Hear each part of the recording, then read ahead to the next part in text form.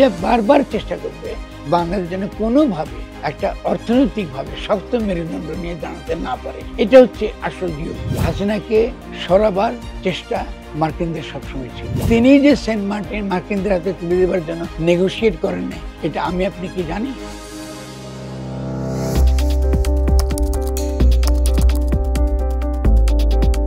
একাত্তরের সংবিধানটা একটা ফ্যাসিস্ট সংবিধান, ওখান থেকে তো রাখবার কিছু নেই, একমাত্র ওই যে প্রিয়াম্বলটুকু ছাড়া।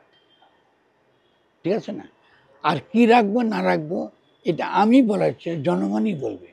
ফলে আপনি বিভিন্ন সভা করবেন ইউনিয়নে, উপজেলাতে, এই সভাগুলিকে বলা হয় গঠনতান্ত্রিক কাউন্সিল, মানে গঠনতন্ত্র প্রণয়নের কাউন্সিল। এমনকি আপনি যে মিটিংটা করছেন এটাও গঠনতান্ত্রিক কাউন্সিলে সাবমিট করা যাবে। কেন?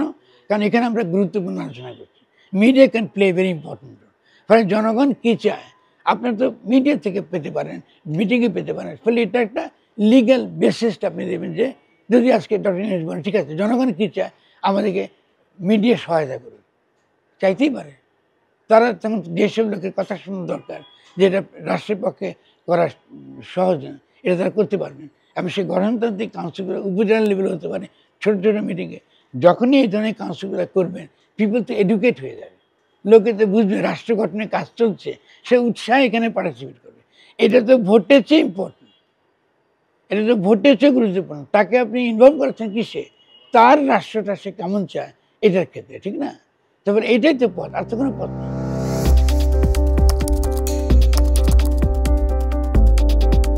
আমরা পার্থক্য করি, একটা হচ্ছে রাষ্ট্র গঠনের তর্ক, আর একটা হচ্ছে সংস্কার, সরকারের সংস্কার, বিভিন্ন ক্ষেত্রের সংস্কার।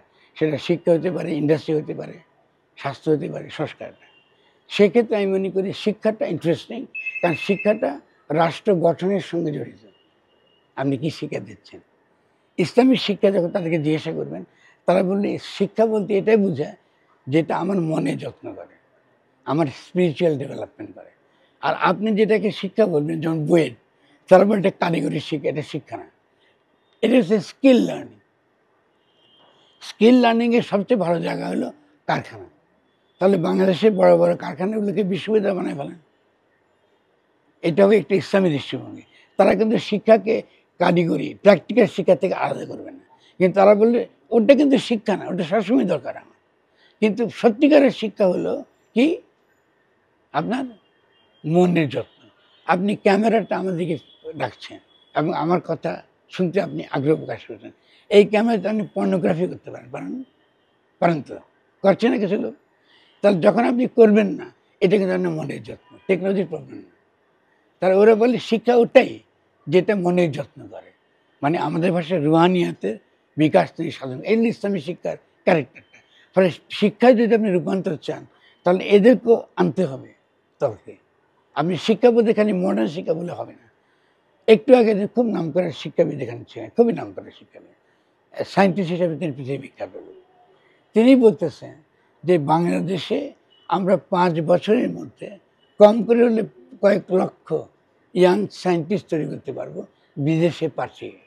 কারণ এই সরকার যদি সুযোগ পায়, অতি সহজে তারা ইউরোপিয়ান ইউনিয়নের সঙ্গে, নর্থ আমেরিকার সঙ্গে তারা বসতে পারে এবং তারা বলতে পারে আমরা তোমাদের দেশে আমাদের ছেলেদের পাঠাবো তোমাদের বিশ্ববিদ্যালয়ে পড়তে এবং তোমাদের বিভিন্ন কারখানায় কাজ করতে, যাতে তারা দক্ষতা এবং শিক্ষা অর্জন করতে পারে।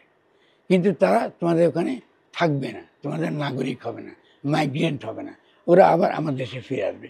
আমি যাইনি, ঠিক আছে? এই ধরনের ডিসকাশনে আমি নিজে ছিলাম, দে আর ভেরি মাচ ইন্টারেস্টেড। তার দেখা যায় আমি যে প্রতি বছরে আমি কয়েক লক্ষ ছেলে বিভিন্ন ইউরোপ, চীন জায়গায় পাঠাতে পারি, যাদের এখন চাকরি নেই, এই চাকরির প্রতিষ্ঠা হচ্ছে। এটা তো বিরাট একটা সুযোগ আমাদের। আমি শিক্ষা বলছি প্র্যাকটিক্যাল ব্যাপারটা ধরে ধরে আলোচনা করতে হবে। আমি যেটা আপনাদেরকে অনুরোধ করবো, অ্যাবস্ট্রাক্টলি যেন আমরা আলোচনা না করি, লেটস বি কংক্রিট। কী করতে পারি? আমি মনে করি এই সরকারের প্রধান কাজ হলো কনস্টিটিউশন লেখা, সরকারের সংস্কার। এটা তার প্রধান কাজ না, এটা তাকে চালিয়ে যেতে হবে। এটা দ্বারা আমি কি বিচার করবো না। কিন্তু তুমি যদি এখনো পর্যন্ত চুপ করে থাকো, যে চুপ যে কোনো মধ্যে তোমাকে বরখাস্ত করতে পারে, দ্যাট ইজ ডেঞ্জারাস। ফলে let's remain focus on the state পাওয়ার।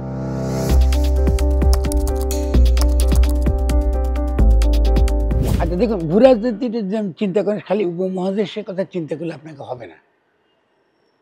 যদি ভূরাজনীতি চিন্তা করতে চাই আমরা, প্রথমত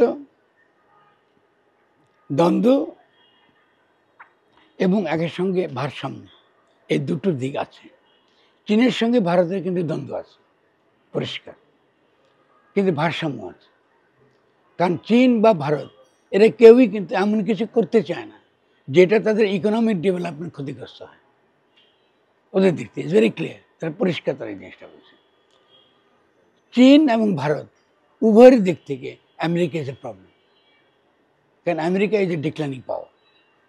এই ডিক্লাইনিং পাওয়ারের সময় আমেরিকা স্বভাবতই এমন কিছু জায়গা ধরে রাখতে চাইবে যেটা তার ব্লু ওয়াটার ইকোনমি বা ব্লু ওয়াটারের উপর তার যে সামরিক আধিপত্য, এটা মোটামুটি বজায় থাকে।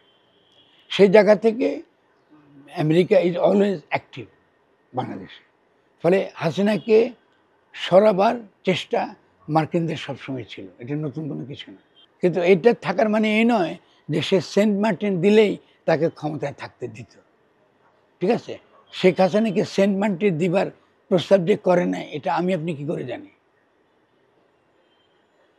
শেখ হাসিনা নিজে যখন বলতেছেন তিনি যে সেন্ট মার্টিন মার্কিনদের হাতে তুলে দেওয়ার জন্য নেগোশিয়েট করেন নাই, এটা আমি আপনি কি জানি?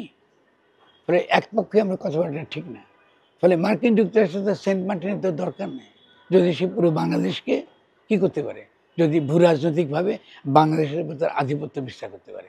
আমেরিকানদের যদি আমি বুঝি, তাদের যে মূল কনসার্নটা, তারা মনে করে আমাদের আর্মি চৈনিক চীনের উপর অধিক নির্ভরশীল হয়ে যাবে, তাদের মেন ইস্যু এটা। 2 নম্বর ইস্যু, হ্যাঁ ঠিক, বাংলাদেশের নেতৃত্বে যদি ত্রিপুরা যদি আমাদের মিত্র হয়ে যায়, নর্থ ইস্ট যদি মিত্র হয়ে যায়, এটা ডেফিনেটলি এটা ইন্ডিয়ার জন্য একটা বিরাট সমস্যা।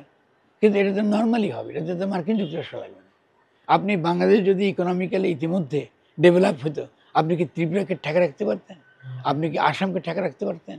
তারা মংলা বন্দর ব্যবহার করতো, চট্টগ্রাম ব্যবহার করতো, আসা যাওয়া থাকতো, আমরা আসামে যেতাম। আমরা যদি পাপনের গান শুনতে পাপনকে আনতে পারি, ফলে আপন কালচার আর বাংলা কালচারের মধ্যে কী তফাৎ? Assamese culture is very much extension of Bengali culture, Oriya culture is very much extension of Bengali culture. তাহলে বৃহত্তর বাংলার সংস্কৃতি গড়ে উঠবে এখানে। এই বৃহত্তর বাংলাদেশে যখন গড়ে উঠতো, এটাকে তো দিল্লি তো আর এটাকে নিয়ন্ত্রণ করতে পারত না। তাহলে স্বাভাবিক গতিতে যেটা ঘটবে, এটা তো যারা দূরদর্শী রাজনীতিতে তারা এটা বুঝতে পারে। ফলে ইন্ডিয়া বারবার চেষ্টা করবে বাংলাদেশ যেন কোনোভাবে একটা অর্থনৈতিকভাবে শক্ত মেরুদণ্ড নিয়ে দাঁড়াতে না পারে।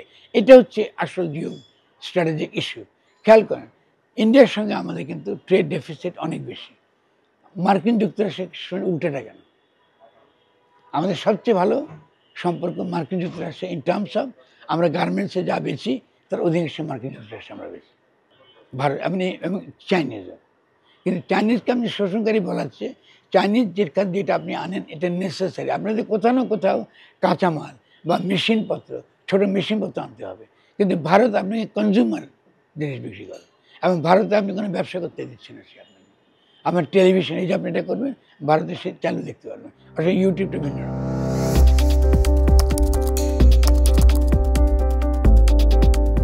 এইভাবে আমরা আলোচনা করবো না। আমাদের এটা হচ্ছে আপনার নেগোসিয়েশনের ভিত্তি করে আমি যে ইকোনমিকভাবে ডেভেলপ করতে চাই। ধরুন আমি একটা উদাহরণ দিচ্ছি, এটা জাস্ট একটা উদাহরণ দিচ্ছি, এটা অ্যাবস্ট্রাক্টলি না, আমি কোনো একটা চীনা বন্ধুর আলোচনা থেকে উদাহরণটা দিচ্ছি। যখন তাকে বললাম যে তোমরা তো আমাদেরকে এক্সপ্লয়েট করো, তোমাদের সঙ্গে ট্রেড ডেফিসিট দিন দিন বাড়ছে, কী করবা? বলে যে আমরা সেই ট্রেড ডেফিসিট কমাতে অত্যন্ত আন্তরিকভাবে আগ্রহী। তারা কেন বাড়াতে পারবো? তাদের প্রস্তাব হচ্ছে তোমরা ডাইভার্সিফাই করো এক্সপোর্ট, তোমরা এখন খালি পোশাকের উপর ভিত্তি করে আসো। এটা কি হয় না? এটা ওদের প্রস্তাব। এটা কি হয় না যে আমাদের কাছে কিছু কিছু টেকনোলজি, সিম্পল টেকনোলজি নাও, তোমাদের কিছু কাঁচামাল নাও, নিয়ে তোমরা এমন প্রোডাক্ট তৈরি করো যেটা আন্তর্জাতিক বাজারে কম্পিটিটিভ, কম দামে তোমরা দিতে পারো। এরকম মেলা সেক্টর আছে, বহু সেক্টর। আপনি যদি দেখেন মেলার তালিকা ওরাই আমাকে দিয়েছে কোন কোন এলাকাতে, ইনক্লুডিং শুজ, ঠিক আছে, ইভেন ইনক্লুডিং গার্মেন্টস, ঠিক আছে, ইনক্লুডিং হ্যান্ডলুমস। আপনি হ্যান্ডলুম থেকে আমি কোনো প্রোডাক্ট আমার এতে যায় না, গার্মেন্টে যায় না। হাউ এভার পুরো গ্রামে একটা ম্যাসিভ হ্যান্ডলুম বিপ্লব ঘটালাম, একটু মেকানাইজ করে। চীনাদের টেকনোলজি দ্বারা। এতে কী হবে, আমার যেহেতু আমার শ্রমের মূল্য কম, আমি কম মূল্যে ফাইনাল প্রোডাক্টটা এক্সপোর্ট করতে পারবো এবং আমার এক্সপোর্ট আনটা বাড়বে, ব্যালেন্স হয়ে যাবে। তাহলে ওরাতেও এই যে আমি কথা কেন উদাহরণ দিলাম, তার মানে Chinese are open to develop your economy, but India is not open to develop. এলে তফাৎ। ট্রেড করলে খারাপ তা না, ওপেন করতে দেবেন। সে আপনার কোনো ইকোনমিক্যালি দাঁড়াতে পার, আপনার মধ্যে কী চায়, কানেক্টিভিটি চায়, আপনি কোনো পাঠিয়ে দিতে চান, আপনাকে ব্যবহার করতে চায়, আপনি কোনো টাকা পাঠিয়ে দিতে চান, এটা তো চলতে পারে না। তো দ্যাট মাস্ট বি স্টপ। আজকে চীন কি আপনি এখান দেশের মাঝখান দিয়ে একটা ট্রেন নিয়ে গিয়ে বলে যে কোনো পয়সা দেবেন, এটা হতে পারে? তাহলে ইন্ডিয়া অবভিয়াসলি আমাদের মিত্র নয়, এবং রাষ্ট্রচিন্তার দিক থেকে মিত্র রাষ্ট্র বলে কোনো রাষ্ট্র নাই। রাষ্ট্র থাকা মানেই সব রাষ্ট্রের শত্রু, সম্ভাব্য শত্রু। ফলে আপনাকে তেমনি করে আচরণ করতে হবে। তুমি আমার মিত্র টু দ্য এক্সটেন্ট তুমি আমার স্বার্থ দেখছো, to the extent it's reciprocal. আমি তোমার স্বার্থ দেখছি, তুমি আমার স্বার্থ দেখছো। দিল্লি রেসিপ্রোকাল না, ফলে দিল্লির সঙ্গে সম্পর্ক আমাদের অবশ্যই খারাপ হতে হবে।